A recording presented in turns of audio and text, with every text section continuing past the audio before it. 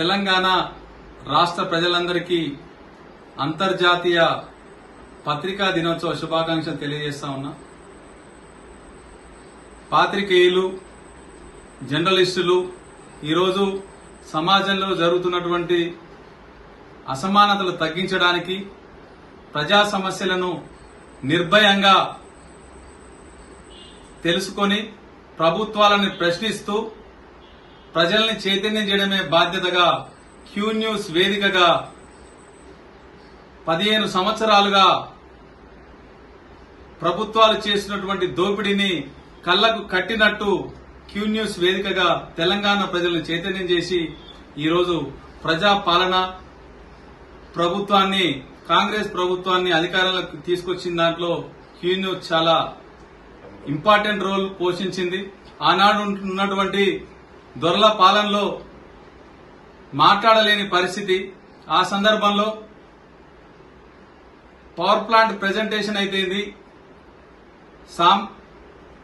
Normal భాషలో అంటే ప్రజలకు అర్థమయ్యే భాషలో తీన్మార్ మల్లన్న ప్రతి గడప గడపకు ప్రభుత్వాలు చేస్తున్నటువంటి దోపిడీని ప్రజలకు తెలియజేస్తూ ప్రభుత్వాన్ని, ఈరోజు కాంగ్రెస్ పార్టీ ప్రభుత్వాన్ని, ఇందిరమ్మ రాజ్యాన్ని తీసుకురావడానికి రేవంత్ రెడ్డి కంటే ముందు నుంచి కూడా తీన్మార్ మల్లన్న కొట్లాడిండు. 100 రోజులు జైల్లోకి పోయినా గాని ఆయన ప్రజల గొంతుకై ప్రజల పక్షాన్ని నిలబడ్డాడు. ఈ రోజు అందరూ అంటా ఉన్నారు కాంగ్రెస్ పార్టీ సీటీసీ తీన్మార్ మల్లన్న గెలిచిండని. కాదు, కాంగ్రెస్ పార్టీని గెలిపించింది తీన్మార్ మల్లన్న అని చెప్పి మనం గుర్తించాలి.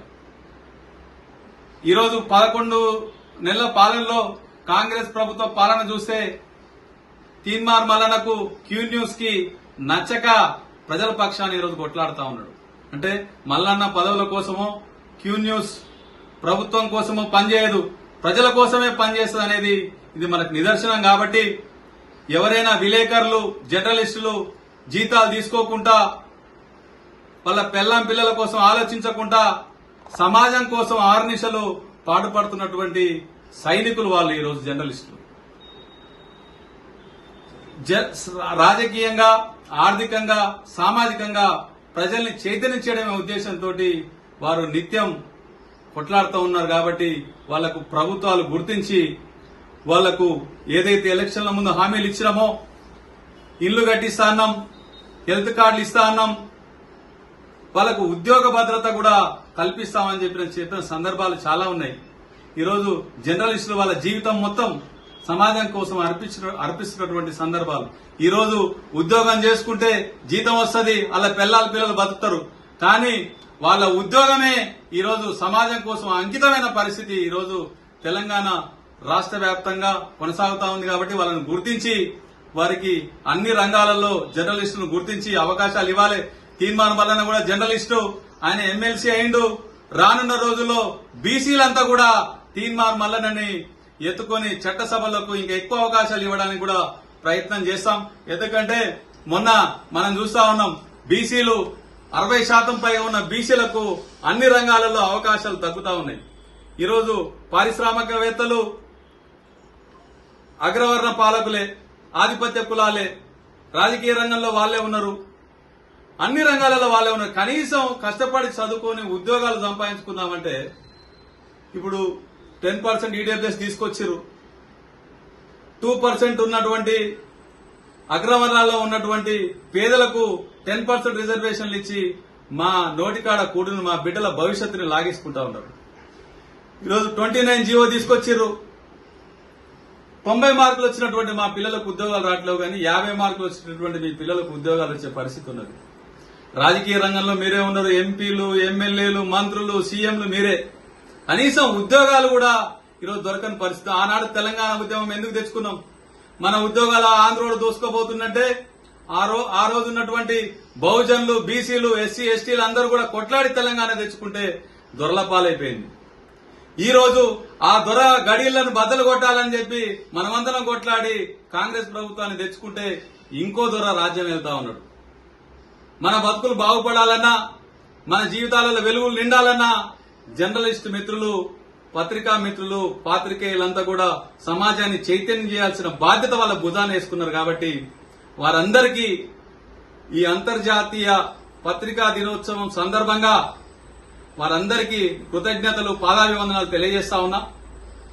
మన ఉద్యోగాలు పాలక వర్గాలు ఏదైతే ఉన్నాయో, ఆధిపత్య కులాలు మన పిల్లల భవిష్యత్తుని, మన ఉద్యోగాలని వాళ్ళు ఎత్తుకపోతా ఉన్నారు. కాబట్టి ఈడబ్ల్యూఎస్ రిజర్వేషన్ 10% రద్దయ్యే వరకు, 29 జీవో రద్దయ్యే వరకు ఈ బీసీ గర్జన, బీసీలను చైతన్యం చేసే బాధ్యత ప్రతి ఒక్క బీసీ కుటుంబ సభ్యులు, ప్రతి ఒక్క బీసీ సోదరులు, విద్యార్థులు, ఉద్యోగస్తులు, రైతులు ప్రతి ఒక్కరూ భుజానేసుకొని రేపు 24వ తారీఖు నాడు జరుగుతున్నటువంటి నల్గొండ ఎన్జీ కాలేజీలో 24వ తారీఖు నాడు ఆదివారం సాయంత్రం 4 గంటలకు బీసీ గర్జన సభ జరుగుతుంది.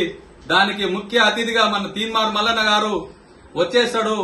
ఆయన సమాజంలో అసమానతలు రూపుమాపడానికి, సామాజిక న్యాయం కోసం, సమానత్వం కోసం, ప్రజల్ని చైతన్యం చేయాలనే ఉద్దేశం కోసం ఆయన ఈ పోరాటాన్ని తీసుకుంటున్నాడు. కాబట్టి మనమందరం ఆయన మద్దతుగా 24వ తారీఖు ఎన్జీ కాలేజ్ గ్రౌండ్కి వెళ్లి పెద్ద ఎత్తున విజయవంతం చేస్తే మన బీసీ బహుజన రాజ్యం చాలా దగ్గరలో ఉంది. మనకు అతి త్వరలో బీసీ సీఎం కాబోతా ఉన్నారు.